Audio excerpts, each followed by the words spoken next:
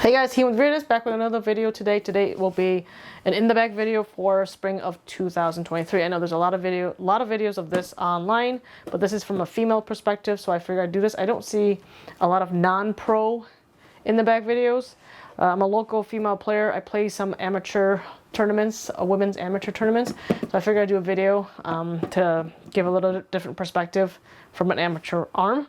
Other thing is that I will be playing tournaments this year. I will also be trying something new where I'm going to record some of my rounds of my local courses. I feel like my local courses aren't really showcased online, so I want to do that. Obviously, it won't be as cool as if a male pro player is doing it, but I will try to make it entertaining. Anyways, I'm still rocking the pound bags. I've got 4 of them. This is an Octothorpe. I use this only primarily in the winter, snow, sleet. This thing takes a beating. There's a lot of mud in here. It's in great condition. I take care of it. I still wipe it and whatnot, but it's just that color is what helps with keeping it looking clean, even with all the mud on it. And then I do have an Octohull that I use for tournament season, and then I have a Rufus for casual rounds or when I just want to try doing field work, and then I have a toolbox that I use during my tournament rounds. So I'll go ahead and start with the putters. I was putting with AVRs and anodes. First I was putting AVRs start of last season, I believe. I don't remember what the video was, but I went to anodes because the AVRs were not feeling great in the hand, and then I went to a tournament last year towards the end of the season, and I got a Luna in a player's pack in this black. It's blacked out now, but I was just putzing around and I started throwing it as an approach disc and then putting it, and it actually felt really good in my hand, and it actually flew how I want it. So now these are beaten and these fly a little bit straighter with a little fade at the end, but it flies straight longer than when you first get it out of the box. But I'm primarily a spin putter, so these actually can withstand the spin better than the AVRs and the anodes were handling. So I decided to start putting with them, and they've been really great, and they've been hitting chains and going in the basket a lot better and a lot more often. And I feel more confident with these, which is so odd. But yeah, that's what I've been putting with now is Lunas, surprisingly. So those are my putting putters. I have my approach putters. This is a Proxy and this is an Envy. The Proxy is just dead straight. This thing is whatever line you put it on, it stays dead straight. Whether it's on an Anheuser or Heiser. And the Heiser, this thing flies really slow and nice, and then it lands really softly. If you do put a lot of torque on it on a really high angle Heiser, meaning like really like this, it will skip a little bit at the end, but not as much as the Envy. So that's what this is right here. But this overall, the Proxy is a straight flyer. Now, I started throwing these Envies at the end of last summer before Simon Lizotte got switched over, and when he started throwing the Proxy, it made me really happy because it does fly that straight, like he said in the video. So I'm loving this disc. I only got one of these because I didn't think I would like the disc that much, but I love it so much, and I'm really afraid of losing this one. But there you go, the Proxy. The Envies, I do have 2 of them. This one is a less stable version of this one. For some reason, the Proton Plastic, I guess, is similar to in most manufacturers, that the translucent or this type of Champion Z Proton C-line plastic like this tends to fly more stable, and it does. So this Envy is when I need something to dump quick, and this Envy is when I need it to stay flat and straight for a while and then slow dump at the end, whereas this just dives. So those are the 2 different types of Envies. I've beaten this one up a little bit, and it's still more overstable than this one, and this one's newer. So that's to give you an idea. Last but not least, there is no alternative for a Discraft Zone. Been throwing zones for quite a while. I've been throwing it since probably whenever I started throwing Discraft, which is probably over, I want to say 10 years ago. Well, anyways, but now with the new plastic, the new Z plastic, new zones, I mean, they all fly very nicely, and I haven't found an alternative. And I'm very comfortable with the zone, so I always have at least one zone in the back, and I only need one zone. Because I don't have the torque to beat them up to fly like the other flying putters, so I don't have that kind of torque. So I do carry these 3, and then the zone is for overstable flex forehands or backhands. So those are my throwing putters. My mid-ranges are very simple. Hex, which I should put another one in. This one's really beat up. I've been throwing this all of the end of summer, all of winter, and whatever I've been doing in the spring. So this is really beat up now. It flies really straight.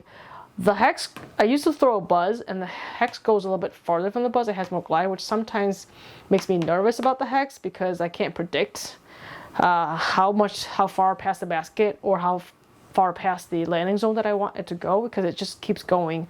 Whereas a Buzz does have its limit, and I've like learned how to throw the Buzz, and so I'm learning this. So maybe if I put a different Hex in, maybe I can figure that out. But I love the feel of the Hex slightly more than the feel of the Buzz.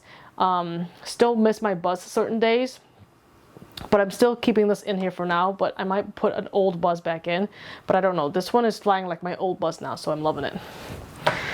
And then my other two mid-range is very simple, a beat up MD3 and a brand new MD3. This one is beat up, it flies straight, but it has a nice finish at the end. This one I can also throw in a flex, like a baby flex. I can throw in a flex like this to the right, and then it'll come back to the left. So I always know it finished. This new one is super flat. It's a flat MD3, and I haven't been able to find a flat MD3. And the fact that it's red is amazing to me. So this is an overstable one, and I need an overstable MD3, so that one that dives in mid-range. So I got that. That's why there's two in there. Fairway drivers. I carry a lot of fairway drivers. These are the fairway drivers I carry. And I love throwing fairway drivers. They're easy to control for me. They're slower speeds. So with my torque, my arm speed, these are perfect. I can get them to do whatever I want, whether it's to fly straight, flex, Anheuser. These are the discs. My only Anheuser disc is the Ascend. This one's really easy to throw. Put on a little baby Anheuser or throw it flat, and it goes to the right, and it stays like that. I'm a right-hand backhand thrower. So that's the Ascend. The next few discs are Craves with different weight and plastic. The Fissions are less stable than the Proton. So, and then this is the lightest one. This one flies dead straight, and it will land dead straight. It'll just flop down. This one's a little bit heavier. It'll fight the wind a little bit more, like a 10-mile-per-hour wind, up to 10 miles. And then this will just fight up to 15-mile-per-hour wind. So these three are different versions, so that different stabilities, so that less wind. Basically, this is like no wind, because the wind would just take this, and a little bit more wind on these. For shots where I require a ton of wind, where there's a lot of wind, I go to my FDs. So the S-Line, I just got these in for the bag. These are a little bit less stable than my C-Line. My C-Line, when I first got these, they were so overstable. But I'm able to get these flex, tailwind, headwind, doesn't matter. This thing, on a tailwind, I throw it flat, it goes to the right, and it just comes back. This thing will fight the wind for my arm speed, the C-Line, and then these, if there's a little bit of wind, throw it in a hyzer, it flips up and it rides flat and straight and lands flat and straight for the S-Line. So that's why there's 4 FDs in there. So yeah, there's a ton of fairway drivers that I throw. The rest are distance drivers, and I only have 4 of them. This is a Wraith. I use this for sidearm to get out of trouble. This is the Hades. This is for really windy shots. I throw it in a hyzer, it flips up. I know some people throw Hades and it flips and it turns over. This one's still fairly new, so it'll flip up. It'll flip up. If I throw it in a hyzer, it flips up and it rides to the right and then it comes back. So that's why I have it in there. And these two last are destroyers. This is my forehand destroyer. This is my backhand destroyer. This is actually a Pro plastic destroyer. They've discontinued it, but I found an F2, a factory second Pro destroyer, because I lost the other ones. So this one is for long bomb shots.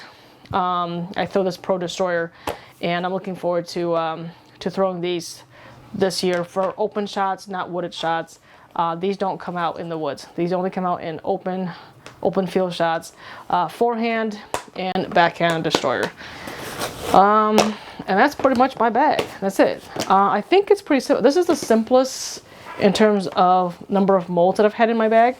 I know for some people it might not be simple, but I'm trying to beat this Pro Destroyer in so I don't have to carry this Hades, so if you are wondering why. And this is just, the Halo plastic on the Wraith is just overstable, so I like it. I sometimes do throw it backhand, but I prefer throwing it forehand more than anything else. But yeah, that's pretty much my bag that I carry around for tournaments and casual rounds. And then my toolbox, right here. These are just extras. These are extra hexes, extra envies. This is a beat up T-Bird. This is a beta, an old Raptor. This is extra Zone, extra Craves, extra FD, extra Ascend, extra MD3, and extra Wraith. So these are in case I go to a tournament, because there is some tournaments where I go every year that there is water and I lose some discs in there. So I carry extra so that I don't have to not have them when I'm on the course doing a round. Anyways, hope you liked it. That's pretty much my in the bag for spring of 2023. If it updates, I will try my best to update it this year because I was a slacker last year. So I'll work on that this year to make sure things are up to par. And then I will also do some casual 9-holers of courses in my area so you guys can see what it looks like around my area here.